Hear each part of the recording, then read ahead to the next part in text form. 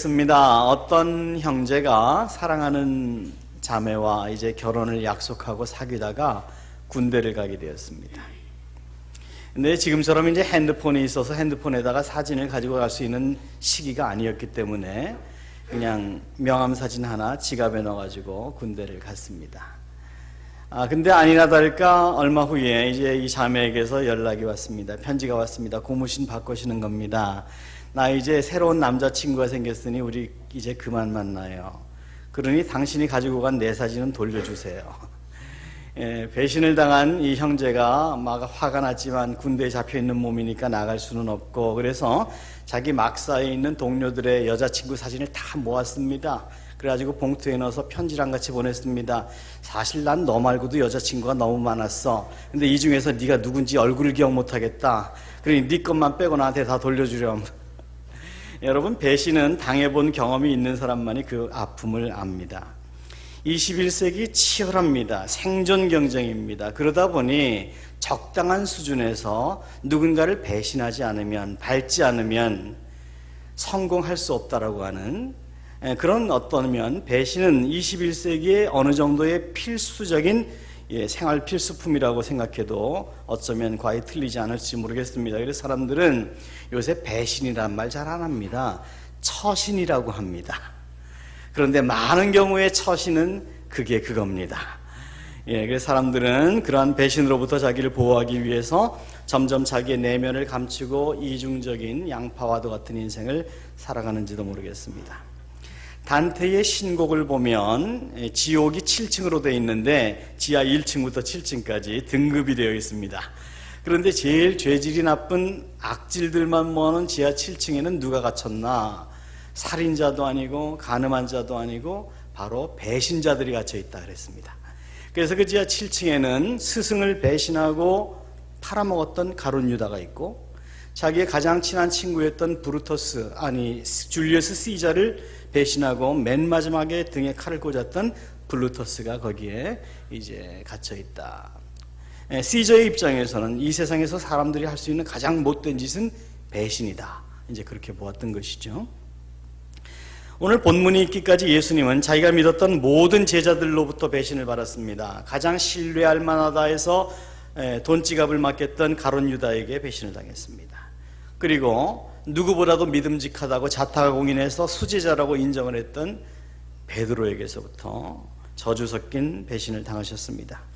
그럼에도 불구하고 부활하신 주님은 자기를 배신했던 베드로와 모든 제자들 다시 한번 찾아오시는 모습을 지난주의 설교와 오늘의 모습에서, 오늘의 본문에서 발견하게 되는 것입니다.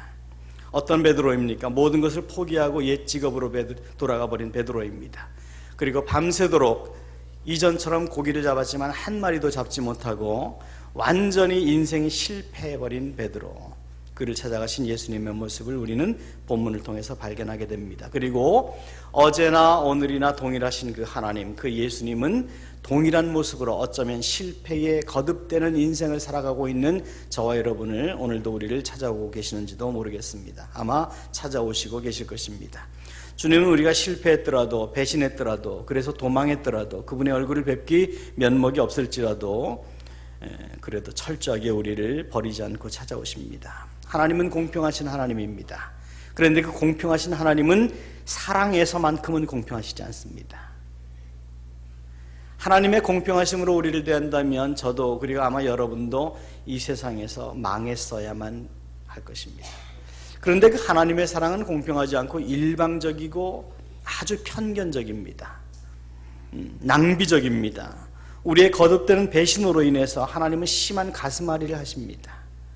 아마 여러분이 세상을 살다 보면 설마 저 사람 나를 배신할까, 나를 모른 척할까 했다가 배신당하는, 실망하는 경험이 없지 않으실 것입니다. 그런데 그것이 거듭되면 여러분에게 어떤 현상이 생깁니까? 마음을 닫아버립니다. 누구에게도 마음을 열지 않습니다. 아픔 당하지 않으려고. 믿지 않으면 아프지도 않으니까. 그럼에도 불구하고 주님은 나는 아직도 너를 믿어. 그러니 너도 나를 믿어주렴. 우리의 정말 거듭되는 배신에도 불구하고 그 배신으로 말미암아 그분의 가슴이 심하게 멍들었음에도 불구하고 여전히 우리를 찾아오셔서 사랑한다고 말씀하시고 우리와의 끊어진 관계, 우리의 일방적인 배신으로 말미암아 끊어진 관계를 회복하고 싶어 하십니다. 그래서 요한복음의 기자는 성경의 전체의 핵심이 복음서라면, 복음서 중에 복음서가 요한복음이라면 요한복음 중에 핵심은 요한복음 3장 16절인데 하나님이 세상을 이처럼 사랑하사 독생자를 주셨다. 우리를 향하신 그 낭비적이고 일방적인 하나님의 사랑이 얼마나 큰지 이처럼 사랑하사라고 하는 그런 말씀밖에, 이처럼이라고는 인간의 언어의 한계로는 도달할 수 없는 표현, 이처럼이라고 밖에는 표현할 수밖에 없었던 것이죠. 그러한 하나님의 사랑을 이사야서 49장 15절은 또한 이렇게 표현했습니다. 이 부분을 우리가 한 음성으로 함께 읽겠습니다. 시작. 여인이 어찌 그 젖 먹는 자식을 잊겠으며 자기 태에서 난 아들을 긍휼히 여기지 않겠느냐. 그들은 혹시 잊을지라도 나는 너를 잊지 아니할 것이라. 예, 여인이 자기에게서 난 아이를, 젖 먹는 아이를 어떻게 잊겠느냐. 여러분, 이것은 마치 신약에서 예수님이 말씀하신 비유처럼 탕자의 비유와도 똑같습니다. 탕자는 아버지의 마음을 모릅니다. 그래서 떠났습니다. 내 인생 내 것이야. 마이 웨이를 외치면서 나갔습니다. 그런데 아버지의 마음은 탕자가 나가는 순간부터 이미 받아들일 것을 준비하고 계시지 않았습니까? 그 하나님의 마음, 그 아버지의 마음, 오늘 우리는 이 본문에서 상심한 채 고향에 내려가서 이제 실패자의 인생을 살고 있던 제자들을 찾아가신 그 예수님의 모습 속에서 그런 하나님 사랑의 본질을 발견하게 되는 것입니다. 베드로가 고향으로 내려가서 물고기를 잡겠다고 했을 때 다른 여러 명의 제자들이 함께 내려갔습니다. 인원을 세어보면 한 7명입니다. 고향인 갈릴리로 내려가서 다시 물고기를 잡았습니다. 근데 밤새도록 잡았지만 한 마리도 잡지 못했다고 했습니다.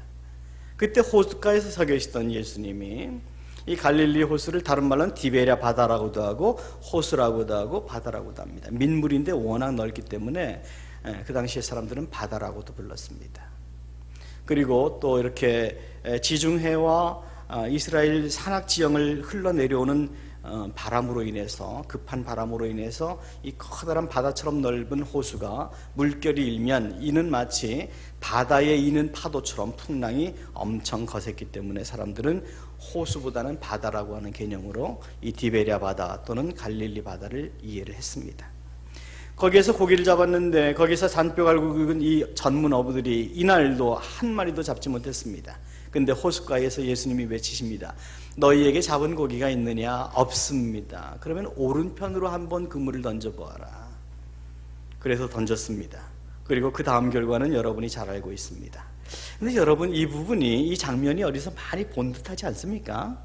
예, 본 적이 있습니다. 바로 우리가 누가복음 5장에서 발견하는 부분인데, 누가복음 5장을 우리가 한번 보겠습니다. 누가복음 5장 4절부터 7절의 말씀인데 한 절씩 읽습니다. 제가 4절을 읽습니다. 말씀을 마치시고 시몬에게 이르시되 깊은 데로 가서 그물을 내려 고기를 잡으라.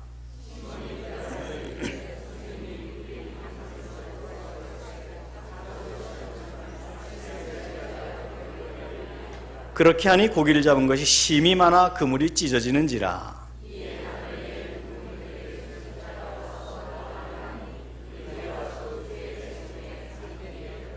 예, 이 부분은 공간복음 4개의 복음서 중에서 마태, 마가, 누가, 요한 중에서 누가복음에만 기록되어 있는 부분입니다. 예수님이 제자들을 부르시는 장면입니다. 예수님이 제자들을 부르실 때도 이와 같은 똑같은 시츄에이션이었습니다. 그들이 밤새도록 고기를 잡았지만 한 마리도 잡지 못했습니다. 그래서 예수님이 그 배에서 그러면 깊은 데로 가서 한번 그물을 내려보렴 했을 때 만선의 축복을 거두었더라. 예, 예수님께서 제자들을 부르시던 장면과 부활하신 예수님이 갈릴리로 돌아가서 고기를 잡고 있는 장면, 그 제자들의 장면이 너무 유사한 장면을 우리가 발견하게 되는 것이죠. 차이가 있다면 2가지 정도 차이입니다. 첫째는 누가복음 5장에는 2배의 거의 잠기게 되었다라고 하는 많은 고기가 잡혔다라고 기록을 하지만 오늘 이 부분, 다시 나타나신 예수님이 갈릴리 바다에서 상심에 젖은 채 고기를 잡고 있던 제자들에게 말씀하신 장면은 고기의 숫자가 153마리였다라고 숫자까지 기록하고 있다는 점이 좀 다르고, 또 하나는 처음에 예수님이 그 제자들에게 나타나셔서 베드로를 그리고 제자들을 부르실 때에 베드로의 태도는 주여 나를 떠나소서 나는 죄인이로소이다. 이렇게 자기를 떠나달라고 했습니다. 그런데 오늘 이 장면에서는 사도 요한이 주님이시다 했을 때 베드로는 바다로 뛰어들어서 그 그물 거두는 일을 팽개치고 바다로 뛰어들어서 예수님께 나아갔다. 이런 두 가지의 차이를 우리가 발견하게 되는데, 저는 이 부분을 읽을 때마다 베드로에게 참 그 정감을 느낍니다. 아, 저 나랑 같은 과네. 제가 그런 생각을 합니다. 이제 보세요. 예수님께서 배 오른편으로 그물을 던져라 해서 그물을 던졌어요. 그러니까 많은 고기가 잡혔어요. 근데 지금 이 상황이 언젠가 하면 그들이 밤새도록 고기를 잡고 이제 새벽이 가까워 올 때입니다. 어두컴컴할 때입니다. 그리고 이거 잔잔한 수영장도 아니고 갈릴리 바다입니다. 그러니까 잔잔한 수영장에서 100m 수영한다 할 수 있겠죠. 저도 개헤음으로 그 정도는 가겠습니다만 돌아오는 게 문제죠 이제. 근데 이제 바다에서 그건 만만치 않습니다. 게다가 그냥 뛰어든 게 아니라 겉옷을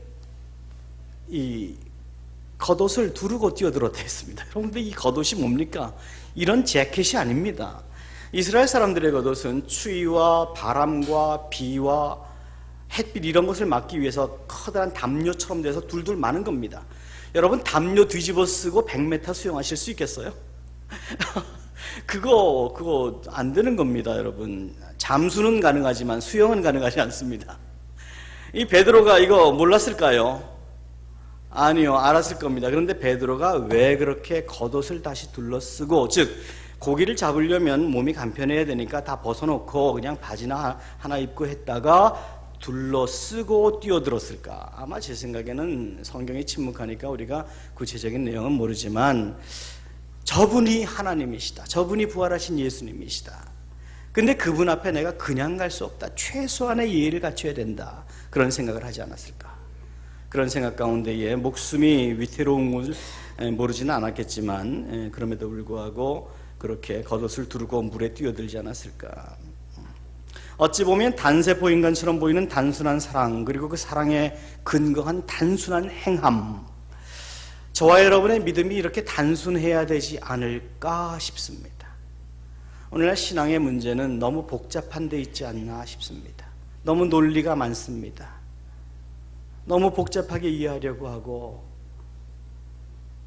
사실 기독교 신앙의 핵심은 간단합니다. 너 나 믿을래? 믿어. 그리고 그 믿음을 우리에게 선물로 주셨습니다. 그리고 그 믿음은 따지고 믿는 것이 아니고 믿고 따지는 것입니다. 여러분, 예수는 이해하고 믿는 것이 아니라 믿으면 이해가 되는 겁니다. 우리는 그것을 은혜라고 합니다. 그런데 오늘날 많은 사람들은 이해하고 믿으려고 합니다. 우리는 그것을 인본주의라고 합니다. 물론 성경에 나오는 얘기는 아니지만 그런 얘기도 있어요. 어느 날 예수님께서 배 곁에서 그물을 싣고 있는 베드로를 먼 발치에서 큰 목소리로 부르셨습니다. 베드로! 그랬습니다. 그러니까 이 그물을 싣고 있던 베드로가 갑자기 일어서더니 10사람이 들어도 못 들을 배를 번쩍 들더라는 거죠. 그래서 옆 사람들이 왜 베드로? 그러니까 저기 베드로 그러잖아 그랬더라는 거죠.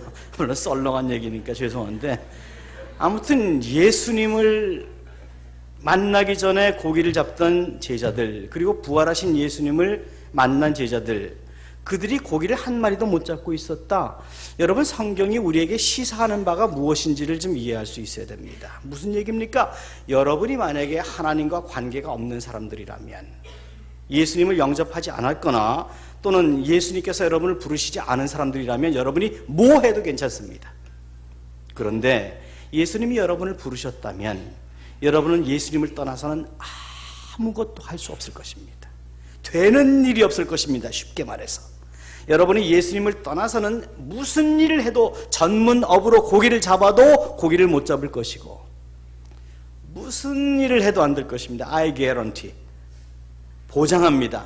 못할 것입니다. 왜냐하면 나는 포도나무여 너희는 가지이니 너희가 내 안에 내가 너희 안에 거하면 너희는 과실 많이 맺고, 너희가 나를 떠나서는 아무것도 할 수 없습니다. 여러분이 만약에 예수님, 포도나무 된 예수님의 가지라면, 하나님 나라의 백성이라면, 여러분은 예수님을 떠나서는 아무것도 안 될 것입니다. 여러분이 하나님에게 분노하고 당신 없어도 내가 나를 책임질 수 있음을 증명해 보이겠습니다라고 아무리 분주하게 돌아다녀도 여러분은 빈 그물만 건져 올리게 될 것입니다.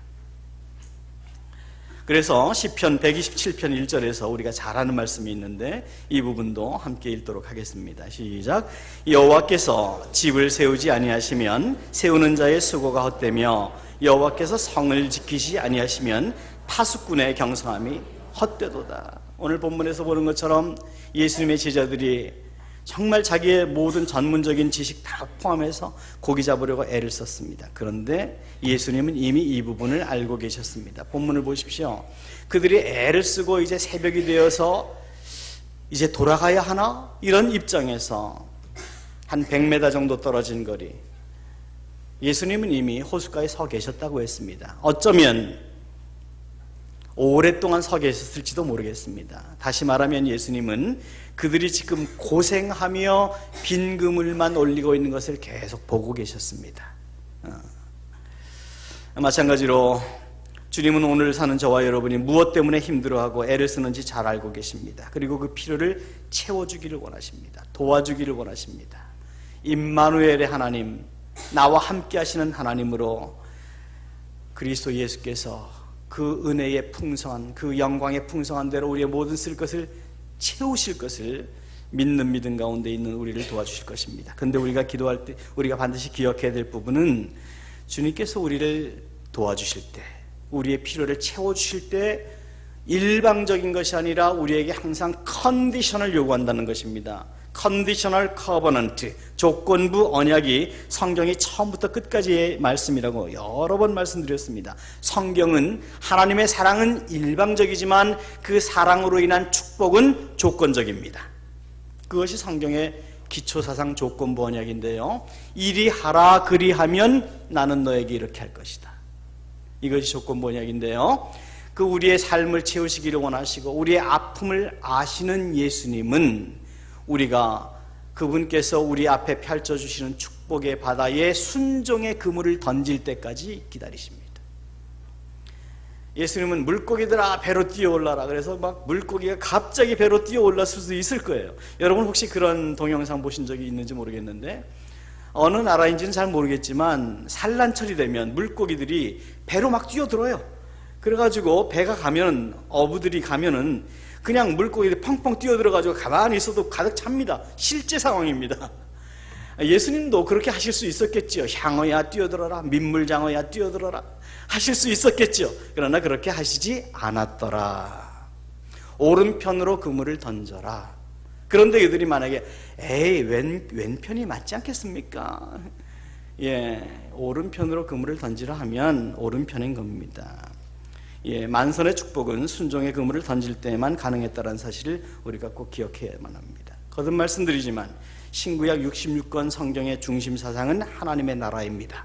그리고 그 하나님의 나라를 성취하는 열쇠가 예수 그리스도이며, 그 예수 그리스도는 우리에게 딱 한 가지의 부탁만을 하셨습니다. 순종하렴.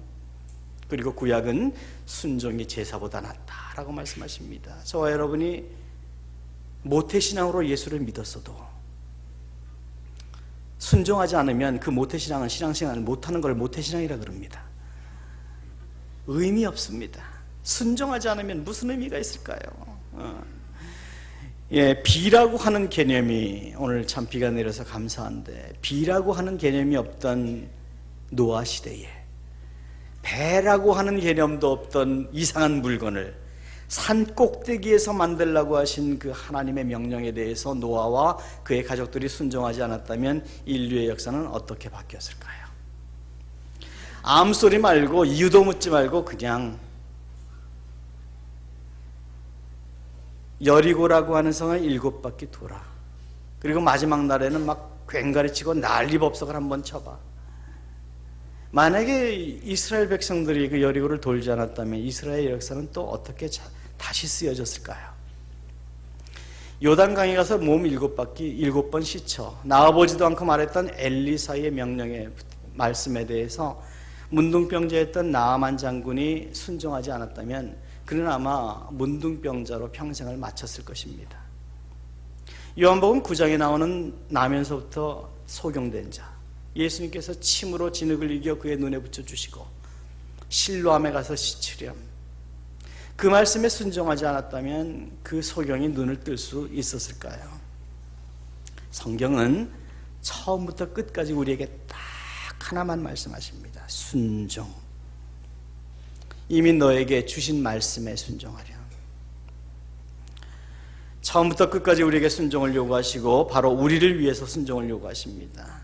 우리 하나님께서 왜 우리에게 순종을 요구하시나? 우리가 순종하시지 않으면, 우리가 헌신하지 않으면, 헌금하지 않으면 하나님이 아무것도 하시지 못하기 때문인가? 아닙니다. 우리가 안 하면 누군가를 통해서, 누군가가 안 하면 돌들을 아브라함의 자손이 되게 하실 것입니다. 우리는 순종 그러면 쉽게 생각하는 것이 순종과 헌신을 동의어로 생각하는 경향이 있습니다. 그래서 내가 하나님께 순종한다고 하는 것은 헌신, 드릴 헌, 몸신, 내 몸의 일부가 잘려져 나가는, 내 지갑의 일부가 잘려져 나가고 내 시간의 일부가, 내 삶의 일부가 하나님께 드려지는, 순종은 하나님을 위한 것으로 생각할 수가 있습니다. 그런데 그것만큼 큰 오해가 없습니다. 성경에 등장하는 모든 순종, 앞에서 말씀드린 한 4-5가지의 예를 통해서 그들이 순종했을 때 수혜자가 하나님이었습니까? 그들이었습니까? 오늘 만선의 축복을 경험했던 이 제자들, 오른쪽으로, 배의 오른쪽으로 금을 던지라고 하는 말씀에 순종했을 때의 수혜자가 153마리의 큰 물고기를 거두었을 때 그 물고기의 주인이 예수님이었습니까? 제자들이었습니까? 예수님은 이미 그들이 낑낑거리고 그 그물을 끌고 호숫가에 왔을 때 이미 숯불을 피워놓고 생선 굽고 계셨습니다. 이미 예수님은 자기 거 가지고 계셨습니다. 그리고 너희들이 잡은 것도 좀 가지고 와라, 구워서 그들에게 주셨다 했습니다. 누구를 위한 153마리의 물고기입니까? 그들입니다. 그렇다면 우리의 순종을 통해서 하나님은 무엇을 얻기를 원하십니까? Nothing. 하나님은 아무것도 우리에게서 원하지 않습니다. 하나님은 일전에도 말씀드린 것처럼 무소부지의 하나님이고 전지전능의 하나님입니다. 이거 통틀어서 얘기하면 영광 가운데 충만한 영광의 하나님, 완벽하신 영광을 가지신 하나님입니다. 우리가 그 하나님의 영광을 조금도 더할 수가 없습니다. 우리가 주의 영광의 찬송이 되게 하소서 웃기는 소리입니다. 우리가 어떻게 그 하나님의 영광을 더할 수가 있어요? 우리는 절대로 그 영광에 만족하신 하나님의 영광을 더할 수가 없습니다. 이미 완벽하신 속에, 완벽이라고 하는 것은 부족함이 없다는 부분입니다. 그 완벽하신 하나님에게 무슨 부족함이 있어서, 무슨 영광의 결핍이 있어서 우리가 그걸 더하겠어요? 하나님은 우리에게서 영광을 얻기 원하시는 것이 아니에요. 우리가 하나님의 영광을 얻게 되기를 원하는 거예요. 우리가 은혜를 받기를 원하는 거예요.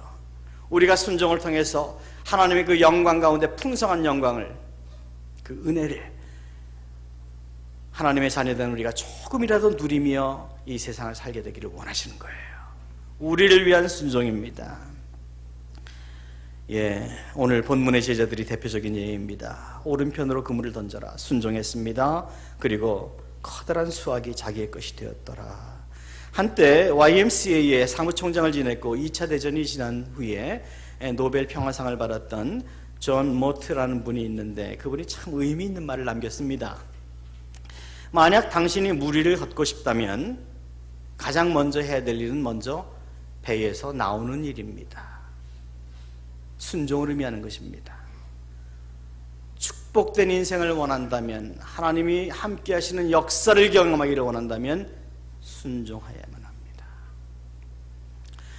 합니다. 저는 오늘 여러분에게 빈손으로 시작해서 지난 2014년도에 매출이 1,500억 원이 넘은, 이제 한국뿐만이 아니라 세계에서도 몇 번째 가지 않은 커다란 문구회사 모나미의 볼펜 끝에 적혀있는 153마리가 무슨 의미인가, 무슨 이유로 이렇게 시작되었나, 이걸 적었는지 그런 얘기를 말씀드리지는 않겠습니다. 왜냐하면 자칫하면 이것이 기복적이거나 마술적인 숫자로 오해될 수도 있기 때문인데, 제가 그러나 오늘 여러분과 함께 생각해 보고 싶은 부분은 왜 요한복음의 기자가 이 153이라고 하는 숫자를 기록했느냐 하는 그 부분에 대해서는 생각해 볼 필요가 있지 않겠나 싶습니다.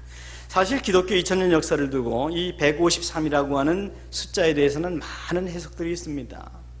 신구약 성경을 처음으로 합본으로 만들었던 라틴어 성경인데 우리는 그것을 벌게이트 성경이라고 합니다. 제롬이라고 하는 391년도에 제롬이라고 하는 초대 교부가 만들었는데요. 이 제롬이라고 하는 교부가 참 신학자였습니다. 근데 이 사람은 153이라는 숫자를 이제 수학적인 개념으로 접근을 해서 이 153은 물고기의 종류이며 물고기의 종류만큼의 많은 이 세상의 종족들을 의미한다. 그렇게 해석을 했어요. 그리고 우리가 잘 아는 어거스틴 같은 사람은 이 153이라는 숫자를 이것은 이 땅에 존재하는 교회와 하나님께로 돌아올 많은 하나님의 예정된 사람들을 의미한다라고 그렇게 또 신학적인 의미로 해석을 했는데, 그 이외에도 아주 많은 수학적인 접근도 있고 언어학적인 접근도 있고 또 요새 유행하는 암호학적인 접근도 있습니다. 근데 저는 그렇게 생각합니다. 성경을 읽다 보면 이렇게 암호 같은 그런 숫자나 이런 것들이 많이 나오죠. 153도 그렇고 특히 요한계시록에 보면 14만 4천 명이라든지 666이라든지 뭐 이런 숫자도 그렇고, 이런 게 무엇을 의미할까? 저는 그렇게 생각합니다. 모르는 거는 그냥 덮어두고, 이제 요번 목요일날 애들이 수능 시험을 보는데 시험을 풀다가 안 풀리는 문제가 있으면 2번에서 안 풀리면 2번에서 묶여서 나머지 30문제 안 풀겠습니까? 아니요, 다 풀고 나서 못 푸는 문제는 맨 나중에 푸는 애들이 이게 좀 되는 애들 아니겠습니까? 마찬가지로 우리 신앙생활도 마찬가지입니다. 딱 걸리면 거기에 멈춰 있을 게 아니라 순종하라니까 먼저 순종하고, 정 안 풀리는 문제는 나중에 예수님 앞에서 이거 어떻게 된 건가요? 물어보면 모범 답안 주지 않겠습니까? 근데 그거 가지고 낑낑거리고 싸우고 그 참 의미 없는 일이라고 생각합니다. 저는 그래서 이 153마리가 의미하는 것이 무엇인가? 저는 이렇게 생각합니다. 그건 누군가가 시간이 있는 사람이 세어봤더니 153마리더라. 그래서 적었다. 뭐 그렇게 생각하면 얼마나 단순합니까? 이거 뭐 성경이 침묵하면 우리도 침묵해야지. 근데 중요한 게 뭔가? 이 153마리의 주인이 누구였냐? 이게 중요한 것이지 그 153마리가 의미하는 바가 무엇인가?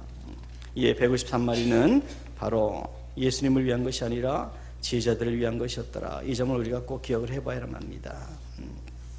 그런데 우리가 오늘 본문에서 정말 잊지 말고 지나가야 될 중요한 부분이 또 하나가 있습니다. 거기 몇 절인가요? 11절을 보면 시몬 베드로가 올라가서 그물을 육지에 끌어올리니 가득히 찬 큰 물고기가 153마리라. 이같이 많으나, 여기가 중요합니다. 이같이 많으나 찢어지지 아니하였더라. 저는 이 부분이 저에게 얼마나 큰 은혜가 되는지 모릅니다. 저는 여러분이 동일한 은혜를 받으실 수 있기를 바랍니다. 찢어지지 않은 축복. 여러분, 아무리 큰 고기를 잡았어도 잡았다 놓치면 차라리 처음부터 안 잡는 게 훨씬 낫습니다. 계속 두고두고 가슴앓이 합니다. 마찬가지로 우리에게 주신 물질, 건강, 가족, 저와 여러분에게 주신 은혜가 있습니다. 그것 찢어지지 않게 붙잡아 주시는 것이 큰 은혜임을 아셔야 합니다. 우리는 자꾸 우리의 그물이 더 넘치도록 채워질 것을 기대하지만, 앞에서 우리가 읽은 여호와께서 성을 지키시지 않으면 파수꾼의 경성함이 헛것이라는 것처럼, 하나님께서 우리의 삶을 지키시지 않으면, 우리의 그물 찢어지면 우리는 아무것도 아닙니다. 우리는 안개와도 같습니다. 찢어지지 않도록 우리를, 배신한 우리를, 실패한 우리를, 하나님에게 가슴 아리하게 한 우리를, 그럼에도 불구하고 찢어지지 않게 지금도 붙들고 계시는 은혜에 우리가 감사할 줄 알아야 합니다. 이 점을 잊지 않으면 우리는 범사에 감사할 수 있습니다. 그러며 여러분에게 주신 물질의 그물과 건강의 그물과 가족의 그물과 믿음의 그물이 찢어지지 않도록 지키시는 것이 큰 축복이고 은혜인 것을 잊지 말아야 합니다. 하나님은 한 번도 자기를 위해서 우리에게 순종을 요구하신 적이 없습니다. 하나님은 순종하시는 그 사람을 위하여서 순종을 요구하셨습니다.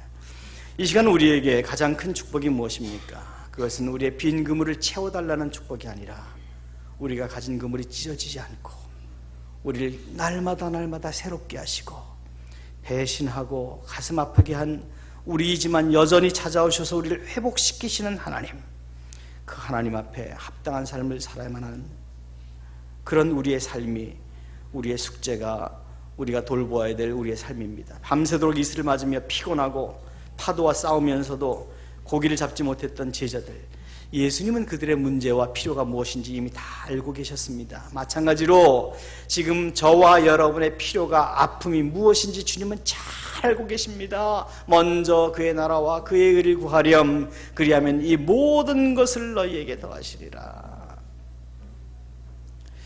사랑하는 자여, 내 영혼이 잘된 같이 내가 범사에 잘되고 강건하기를 내가 간구하노라. 내 영혼이 잘됨 같이, 내 영혼이 잘되는 것만큼 영혼이 먼저 잘돼야 그 다음에 범사에 잘되고 강건할 때 그것이 축복이 된다는 거죠.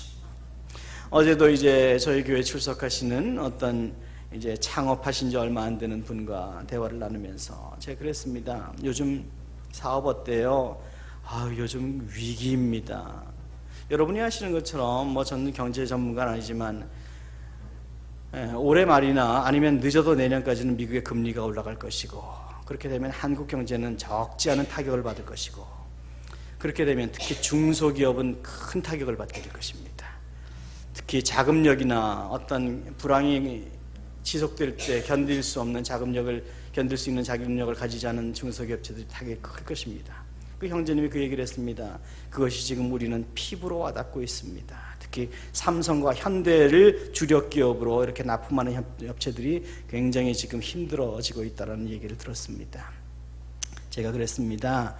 저도 큰 사업은 아니지만 사업을 해봤더니 지금이 위기가 아니라 오히려 하나님께서 우리에게 만선의 축복을 주었을 때, 우리에게 풍요의 축복을 주었을 때, 물론 제가 남들보다 훨씬 더 부족해서 그랬겠지만 그때가 저에게는 위기였습니다. 그때가 교만할 수 있는 위기, 함정, 내가 잘나서 이거 이런 줄로 아는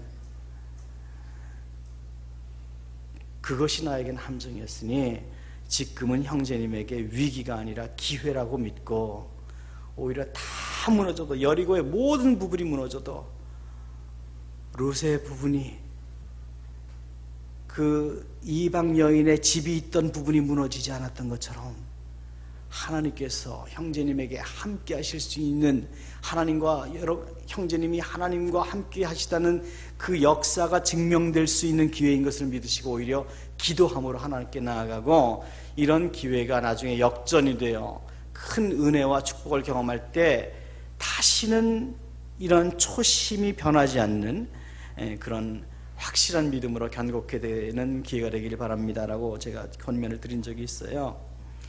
마찬가지입니다. 지금 여러분이 혹시 여러분의 사업에, 가정에, 직장에 오늘 본문에 등장하는 제자들처럼 그렇게 정말 애를 쓰고 노력을 해도 안 되는 부분이 있다면 여러분 그 부분에 대해서 하나님도 외면하고 계시다고 생각하시지는 않겠죠. 이미 알고 계십니다. 그럼에도 불구하고 왜 우리가 고민하고 그 힘든 인생을 살아가도록 버려두고 계시는 걸까요? 방치하고 계시는 것처럼 느껴지는 것일까요? 그것은 바로 우리의 영의 눈이 띄어지기를 원하는 것입니다. 내가 너희에게 이거 지금 3번 나타나셨다 그랬습니다. 나타나서 한 이야기가 무엇이냐? 땅끝까지 가서 예루살렘을 떠나지 말고 내가 너희에게 주겠다고 약속한 성령을 기다리라고 하지 않았느냐? 그런데 너희는 왜 엉뚱한 데서 엉뚱한 일을 하고 있느냐? 거듭 말씀드리지만 여러분이 하나님의 자녀라면 다 목사라는 것 아닙니다. 다 선교사라는 것 아닙니다. 그러나 여러분이 하나님의 자녀라면 여러분의 인생의 목표가 하나님을 위한 것으로 정말 하나님 앞에서 인정받지 못하면 여러분이 하는 모든 일은 빈 그물만 올리는 낭비를 거듭하게 되실 것입니다. 하나님과의 관계가 회복되면 우리의 삶의 모든 문제가 회복되며 그것이 바로 우리를 회복시키시기 원하는 하나님의 소원이십니다. 이제 말씀을 마무리하려고 합니다. 여러분 오늘 말씀을 통해서 적어도 두 가지는 꼭 기억해 주셔야 됩니다. 여러분이 아무리 피곤하고 하나님을 배신한, 예수 그리스도를 배신한 배신감으로 인해서 면목이 없다고 할지라도 하나님은 그 일방적인 낭비적인 사랑으로 여러분을 추적하십니다. 지금도 여러분 문 밖에서 여러분에게 관계 회복을 위하여 요청하고 계십니다. 다시 시작하자고 말씀하십니다. 그리고 또 하나, 여러분은 그 주님의 음성에 순종하셔야만 합니다. 순종이 제사보다 낫습니다. 그물을 오른편으로 내리라고 하면 여러분 아무리 왼편이 옳은 것 같아도 오른편으로 내려야만 합니다. 그리고 그 음성이 들리기 위해서는 여러분은 반드시 하나님과의 채널이 열리셔야만 합니다. 주님과의 긴밀한 교제의 채널이 열리지 않으면 여러분은 오른편으로 던지라는 음성조차 들리지 않을 것입니다. 일단 들려야 순종을 하지요. 들리지 않는데 어떻게 순종을 해요? 여러분 모쪼록 주일에 몇 번 있는 예배이겠습니까? 주일 예배 이후에는 우리가 사실 예배가 몇 번이나 있겠습니까? 수요 예배가 여러분의 시간이 맞지 않는다면, 그래서 일부러 저녁 9시에 만들어 놓은 금요기도회라면 여러분 꼭 금요기도에 참석하실 수 있기를 바랍니다. 성령의 음성에 여러분의 귀가 열릴 수 있기를 바랍니다. 마음이 열릴 수 있기를 바랍니다. 그래서 주님께서 여러분 앞에 수시로 펼쳐주시는 축복의 바다에 순종의 그물을 던짐으로 하나님께서 여러분을 위해서 준비해 두신, 여러분 가정을 위해서 준비해 두신 놀라운 축복을 마음껏 누리실 수 있기를 바랍니다. 주께서 우리에게 요구하시는 순종은 주님을 위한 것이 아니라 바로 우리를 위한 것입니다. 모쪼록 이 한 주간을 살아가시면서 그 회복과 축복의 예수님을 함께 동행하심으로 먼저 영혼이 잘되고 범사가 잘되는 축복을 마음껏 받아 누리시는 그런 은혜의 한 주간 되실 수 있기를 예수님의 이름으로 축원합니다.